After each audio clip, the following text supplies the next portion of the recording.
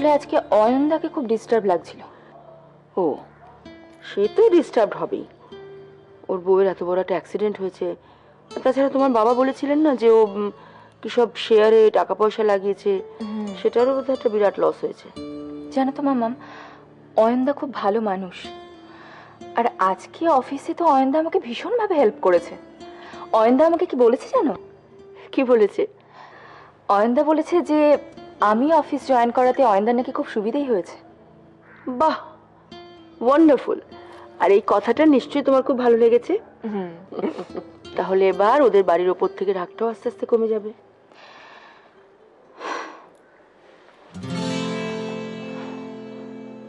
মামাম, ওদের বাড়ির লোকের উপর কারোর উপরই আমার কখনোই কোনো রাগ ছিল না, কিন্তু যেটা আছে সেটা হলো অভিমান।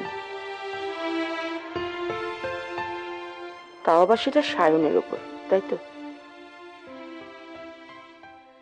বাবা কই সমর, শঙ্কর, ওদের কাউকে তো দেখছি না। ওদের ঘরে দুধ পাঠিয়ে দিয়েছি বড়দাদাই। হ্যাঁ বাবা, আপনার ছেলে কিছুতেই খেতে চাইলো না, ঘুমিয়ে পড়েছে। আমি পঞ্চুর হাতে দুধ পাঠিয়ে দিয়েছি। হ্যাঁ, নাত বউ না থাকলে কারোরই কিচ্ছু ভালো লাগে না। আম্মু, আম্মু জানো তো আমার না রাত্রের দিকে প্রচন্ড খিদে পায়। আমার সে কি রে, বলিসনি তো আগে? পদ্ম, পদ্ম, তুই তুই রাত্রে ফ্রিজ থেকে মিষ্টি নিয়ে ওদের ঘরে দিয়ে আসবি তো, বেশি করে দিয়ে আসবি।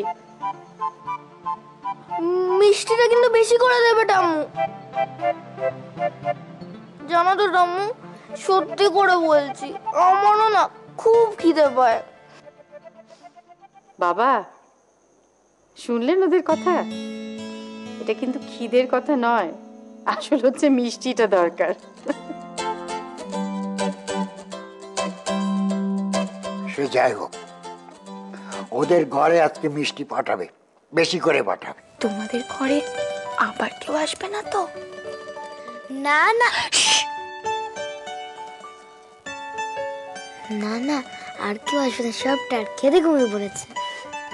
বোকার মতন আর কথা বলিস না, এক্ষুনি পদ্ধতি আসবে মিষ্টি নিয়ে।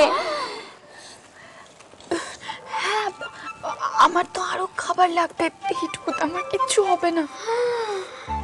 কিন্তু আমরা তো খাবার কোথায় পাবো? আম্মুর কাছে যদি আরো খাবার চাই, আম্মু তো খুব বকবে। আর বড়দাদাই আমাদের ওই তো হজমের ওষুধ খাইয়ে দেবে। কেন হজমের ওষুধ খাবে? তুমি জানো না, বেশি খেলে নাকি পেট ব্যথা করে, তাই খাইয়ে দেবে।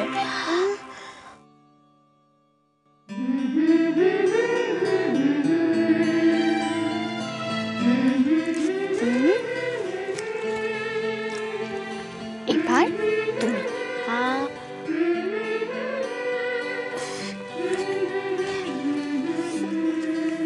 এই যে এবার আপনি।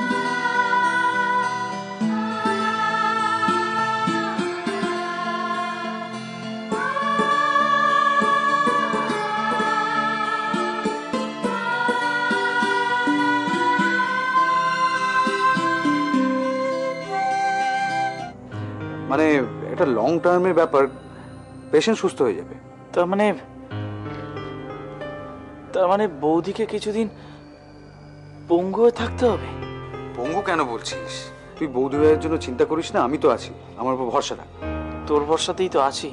আচ্ছা শোন, আমি কিন্তু অয়নদাকে কিছুই বলিনি। কিন্তু দেখ, আলটিমেটলি তো জানাতেই হবে। আর বৌদি ভাইয়ের কি হয়েছে সেটা তো দাদাভাই জানতে চাইবেই।